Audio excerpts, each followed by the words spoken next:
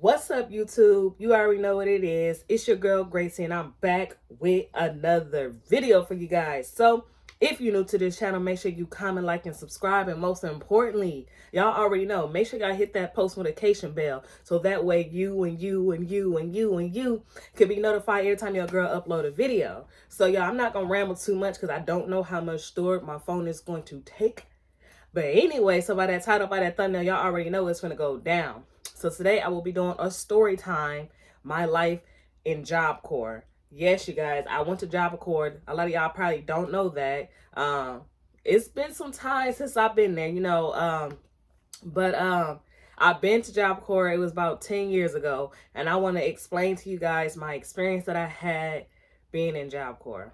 So we're gonna dive into this video. So first and foremost, you guys, I believe I went to Jobcorps April 4th, 2011. I think that's when I went to Jobcorps. So it's been about 10 years. So you guys, my experience in Jobcorps was horrible until you start meeting people. So when my grandma first dropped me off at the bus station in Fort Wayne, Indiana, I got on the bus, didn't know nobody. I was just all by myself. That was my biggest fear, just being by myself, because I'm already a shy person, right? So when I got on the bus, I didn't know nobody. I was sitting there, and it wasn't a long ride. I'd say it was about 2 hours and a half, because I just went to Indianapolis, a different part of Indianapolis, or whatever. So it wasn't that long of a drive. But when I got there to that to the plane station, when they drop you off, no, the bus station. I said plane station. Well, when they dropped me off at the bus station, it was so much chaos going on. I did not know where to go, who to ask, who to talk to, what is going on, or whatever. So it was just so much chaos going on. So I ran into this one person. I said, "Do you guys know anything about Jobcorps, where they send the students at, where they come pick us up in the van?" So one lady said, "Yes, you got to go over there, blah blah blah." I went over there. I ain't seen that, so I ran into another lady, or whatever, because I guess I was like almost like the first one there at that time. So time went by, and then I asked another lady. She said, "No, you guys got to go over there. You guys got to sit there until someone come pick y'all up." So I go over there and I sit in that specific spot where she said go sit at, right? So when I walked over there, I seen a whole lot of guys like with their suitcases or whatever, and everybody was asking questions. Are you here for Jobcorps? Blah blah blah. And I'm like, yeah. And so they talking whatever, but knowing me, I'm shy, so I'm the quiet one out the bunch. Mind you, I was the only female there, and it was a whole lot of guys or whatever, because all the females got picked up in Chicago from where they was from. It's a long story. So we all get the Jobcorps. We all get picked up in the van. It was this one lady, young lady. She was a part of Jobcorps. Her and two other people came to pick us up in a white van. So I go in the back of the van because you know me, I don't know nobody, so I'm not finna mangle with nobody. You feel me? So yes, we get to Jobcorps, and when we pulled up, I thought we were in prison because it was so much open land. It was like it almost looked like abandoned buildings, if that makes sense. I was like, oh my God. And then once we finally got in there, it's like gates and shit. Like you got to go through a whole lot of shit. That's why I thought we was going to prison. And so when we finally got there, y'all, I had to go to my dorm. Everybody got split up. Mind you, I was the only female on B wing, and a lot of females that came with me on a different bus was on A wing. So when I got there, I was just like, oh my God, it was females everywhere from different parts, from Chicago, Fort Wayne, Detroit, all over the place, you name it. That's where they was from. So I was just like, oh my God, what is going on here? And everything was on schedule. Like, it was chaos. So I ended up calling my grandma the same night. I was crying. I was like, I don't want to be here. I already don't like it, and da da da. People are already looking at me crazy, blah blah blah. But it's my first day there. So that night, I ended up getting off the phone, and everybody up cleaning up. Like, it's just so many females just up cleaning. I'm like, what is going on here? So the lady that actually worked in the office, she had walked me to my dorm room. She said, "This is your bed," and she said your bed had to be made up every morning a certain way. Blah blah blah. If you don't, you would get a point. I'm like, for real? So when I get in my dorm room, I end up having 3 other roommates. So it was 4 beds. It was 2 on this side, a wall, and then there was 2 beds on the other side. So I was like, yeah, this is not for me. And we all had to use the same bathroom. We had to provide our own food. Well, they had a cafeteria where you can go and eat, but sometimes if you just want a little snack on the weekend or something like that, or while you just in your room, they got noodle. You can go to they go on store runs where you can go to Walmart and get all your side stuff like your personal hygiene stuff and all that stuff. And they also sell that stuff on campus too. But anyway, you guys, I get in my dorm room and I meet my roommates for the first time.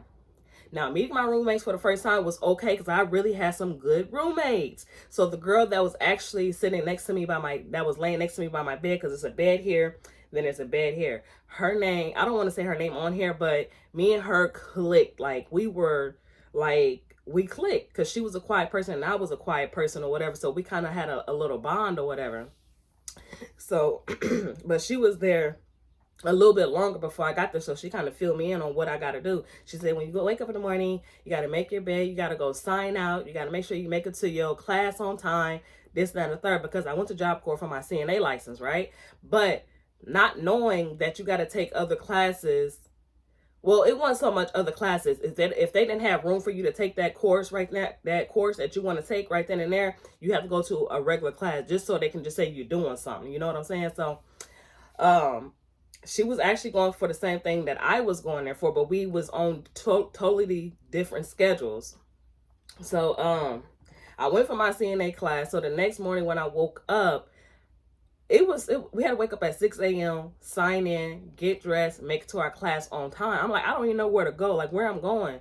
So she kind of like walked me to where I had to go. It was crazy. It was like almost like your first day of school or your first day of high school. It was just too much for me. It was overwhelming. So when I first went to my first class, I seen everybody that was at the bus station with me, and I also see other people that came in a different truck from us.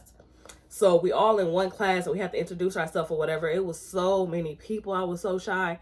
So when they got to me, they said, you say your name, where you from, and what you coming here for. So I was like, hi, my name is Gracie Ganaway, and I'm from Fort Wayne, Indiana, and I came here for my CNA license. And then went to the next person, to the next person, to the next person. So, we all pretty much get to know each other, and everybody literally was from either the same spot or kind of like a different one. I was the only one from Fort Wayne, Indiana. Everybody else was from Detroit, Chicago, what's this other one?